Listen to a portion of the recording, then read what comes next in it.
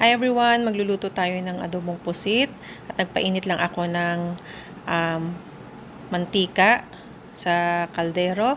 Nilagay ko yung bawang, sinunod ko na rin yung onion. Niluto ko yung onion hanggang sa nag-translucent at sinunod ko na rin po yung luya. Niluto ko ng bahagya yung luya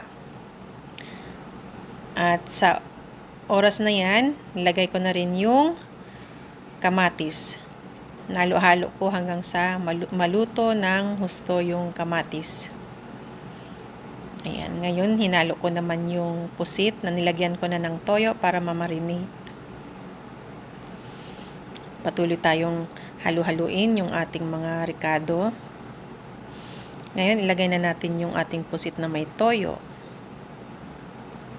Haluin natin para mag-mix ang mga mixture niya.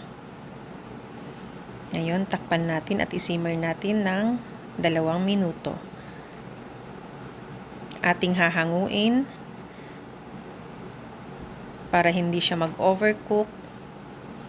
At sa puntong yan, ating i-reduce lang yung sauce niya hanggang sa medyo kumunti siya yung sauce. Ngayon, binalik ko yung squid para tuluyan ng maluto at sa puntong yan, lalagay natin yung mga seasonings na natitira. Like sugar, nag-add ako ng konting sugar. Paminta, durog na paminta. Ngayon, vinegar naman.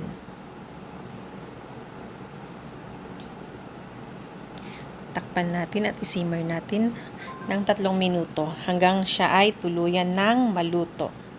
Ayan, aking hinalo-halo.